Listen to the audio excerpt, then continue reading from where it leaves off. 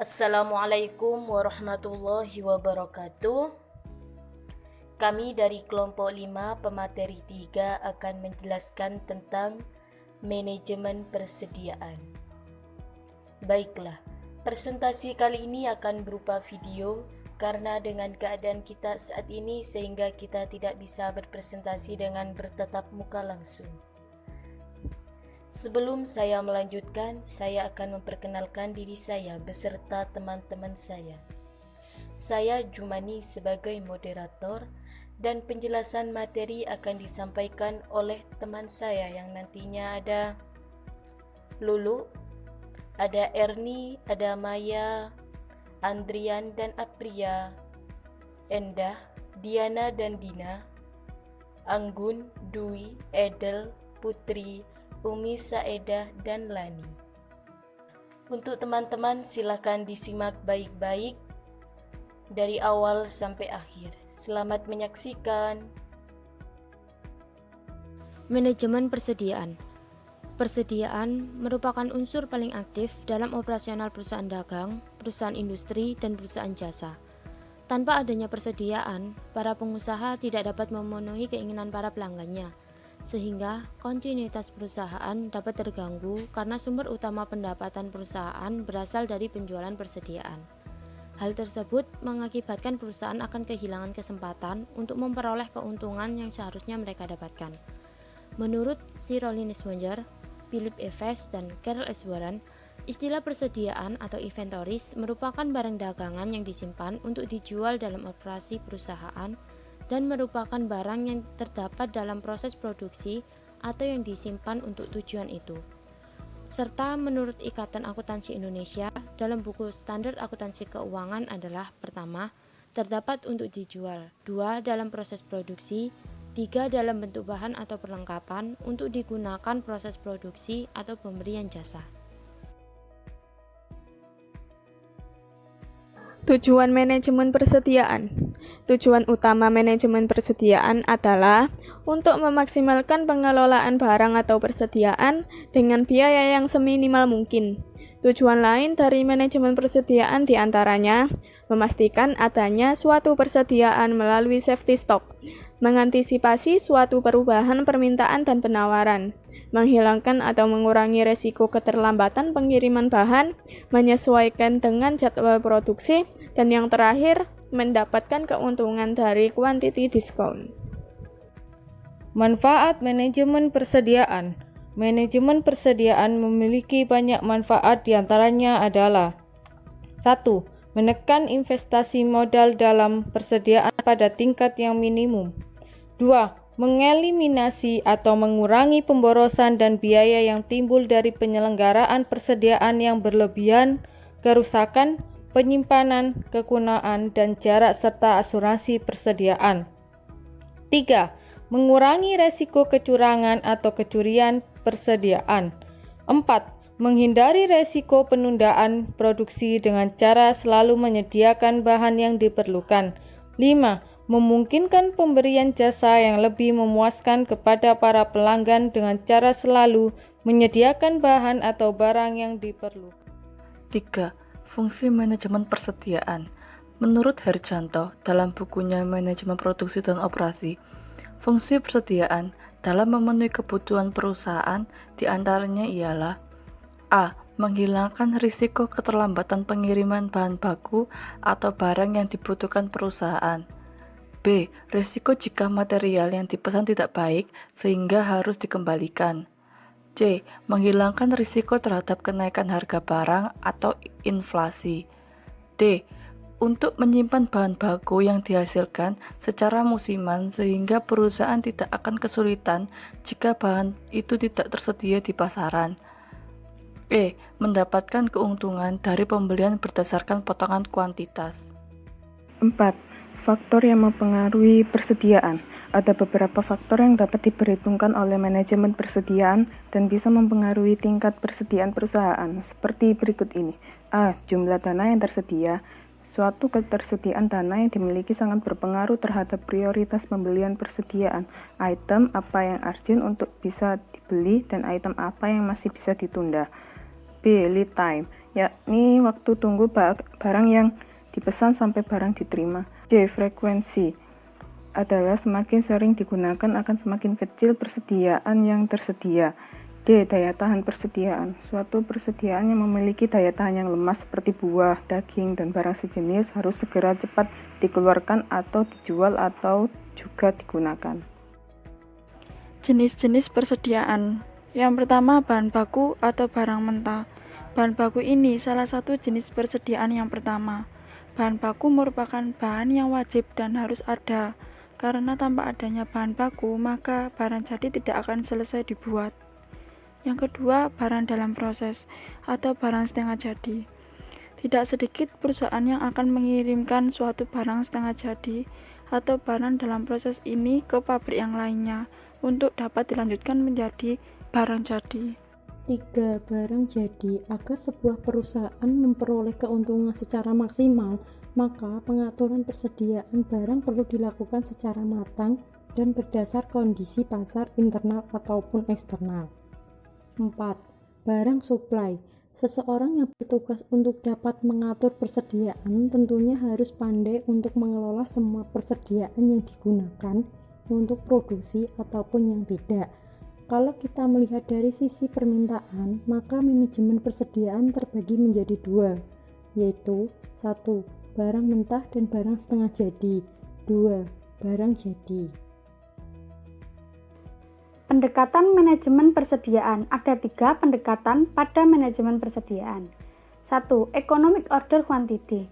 Economic order quantity adalah beberapa jumlah pemesanan yang paling ekonomis, yaitu jumlah pembelian barang yang dapat meminimumkan jumlah biaya pada pemeliharaan barang di gudang dan biaya pemesanan setiap tahun. 2. Periodic review. Dalam pendekatan ini yang dilakukan adalah pada pemesanan barang dengan interval waktu yang sama. Artinya, pemesanan barang sudah akan terjadwal secara rutin sehingga biaya yang disiapkan bisa diperkirakan. 3. Material requirement planning. Dalam hal ini, pembelian suatu barang yang dibutuhkan dapat direncanakan untuk membuat produk yang terdiri dari beberapa komponen. Tujuannya adalah untuk dapat menjamin tersedianya material, item, komponen dalam produksi, serta produk jadi. Klasifikasi inventory manajemen persediaan. Ada beberapa macam klasifikasi inventory. Menurut Dobler et al. Ada beberapa klasifikasi inventory yang digunakan oleh perusahaan. Antara lain, yang pertama, inventory produksi. Yang termasuk dalam klasifikasi inventory produksi adalah bahan baku dan bahan-bahan lain yang digunakan dalam proses produksi dan merupakan bagian dari produk. Yang kedua, inventory MRO atau Maintenance, Repair, and Operating Supplies. Yang termasuk dalam kategori ini adalah barang-barang yang digunakan dalam proses produksi namun tidak merupakan bagian dari produk, seperti pelumas dan pembersih. Ketiga, inventory in process. Yang termasuk dalam kategori inventory ini adalah produk setengah jadi. Produk yang termasuk dalam kategori inventory ini bisa ditemukan dalam berbagai proses produksi. Keempat, inventory finished goods. Semua produk jadi yang siap untuk dipasarkan termasuk dalam kategori inventory finished goods. Misalnya, PT XYZ adalah sebuah swalayan yang menjual produk-produk yang siap untuk dipakai. Tidak ada proses pengolahan yang ada di sana, sehingga semua inventory yang dimilikinya termasuk dalam kategori ini. Kesimpulan, dalam pembahasan makalah di atas dapat disimpulkan bahwa manajemen persediaan merupakan salah satu bagian dalam manajemen operasional dan manajemen produksi, dan manajemen persediaan atau inventory management yang sangat berperan penting dalam sistem operasi perusahaan, terutama berjalannya produksi perusahaan. Perusahaan yang dapat mencapai efisien dan efektivitas sistem operasi dan produksi, di mana mereka harus mampu memaksimalkan pengelolaan barang atau persediaan dengan biaya seminimal mungkin agar mencapai profit yang telah direncanakan. Namun ada pula beberapa faktor yang menghambat persediaan seperti jumlah dana yang tersedia, masalah internal perusahaan, ataupun masalah eksternal perusahaan yang lainnya. Dan dalam manajemen persediaan juga terdapat beberapa pendekatan, diantaranya EOQ, Periodic Review, MRP. Semua ini dapat berjalan sesuai tujuan dan sistem tiap-tiap perusahaan agar menghasilkan sesuatu manajemen persediaan yang efektif dan efisien dalam perusahaan. Studi kasus 1. PT Kembar Putra Makmur merupakan salah satu perusahaan yang bergerak di bidang distributor. Meningkatnya persaingan memicu perusahaan untuk memperbaiki manajemen dan meningkatkan mutu manajemen agar dapat bertahan dalam persaingan. Perusahaan mengalami kekurangan stok citato di gudang dan menyebabkan perusahaan tidak dapat memenuhi permintaan pelanggan. Berdasarkan data, maka dapat teridentifikasi masalah pada perusahaan mengenai persediaan produk citato pada PT Kembar Putra Makmur. Persediaan 12 varian rasa produk citato sebanyak 266 dus dan penjualannya sebanyak 289.447 dus selama periode Januari sampai Desember 2017. Yang menyebabkan perusahaan tidak dapat memenuhi permintaan pelanggan serta membuat perusahaan harus memberhentikan proses distribusi dan menunggu sampai produk datang. Hal tersebut dapat membuat perusahaan mengalami kerugian karena tidak adanya pemasukan, namun tetap harus mengeluarkan biaya-biaya untuk para pekerja. Penyelesaiannya, perusahaan sebaiknya menggunakan metode Economic Order Quantity. Karena dengan metode EOQ, perusahaan dapat menghindari kekurangan stok di gudang dan tidak terjadinya penundaan pesanan. Dan perusahaan sebaiknya menambah gudang untuk menyimpan persediaan produk. Perusahaan juga harus memperhatikan komponen-komponen biaya persediaan, yaitu biaya pemesanan dan biaya penyimpanan. Karena komponen biaya ini menjadi acuan utama perusahaan dalam melakukan pengendalian persediaan, agar PT Kembar Putra Makmur dapat menghindari kekurangan stok di gudang dan tidak terjadi penundaan pesanan. Kasus 2, perusahaan CV Segitiga Gika Steel adalah perusahaan yang bergerak di bidang baja ringan yang berlokasi di Yogyakarta. Kurangnya perencanaan terkait investasi bahan baku perusahaan yang belum terkendali, sering kekurangan persediaan dapat berakibat hentinya proses produksi. Dan ini menunjukkan persediaan termasuk masalah yang cukup krusial dalam operasional perusahaan. Besarnya nilai buffer stock dipengaruhi oleh besarnya permintaan dan waktu pesan supply.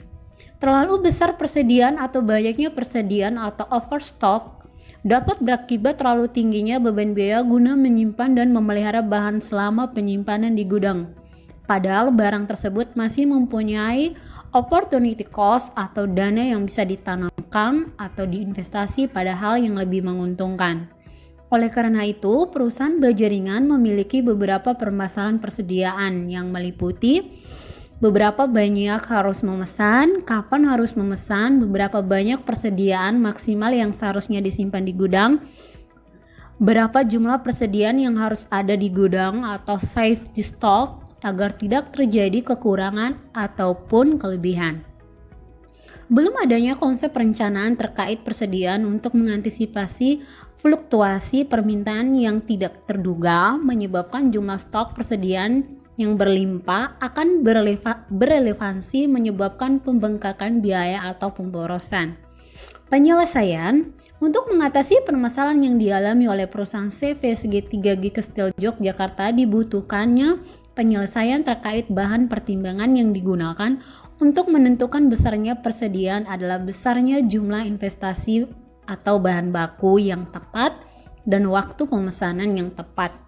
Bahan baku dapat terjaga kualitasnya karena penyimpanan yang baik, sistem pencatatan dan penyimpanan sisa bahan yang masih bisa digunakan kembali akan memberikan nilai yang menguntungkan dari segi biaya bagi perusahaan pelaku usaha baja ringan. Diharapkan para pelaku usaha baja ringan melakukan survei kebutuhan konsumen secara berkala sebagai bahan pertimbangan dalam mengestimasi kebutuhan proyek di masa yang akan datang.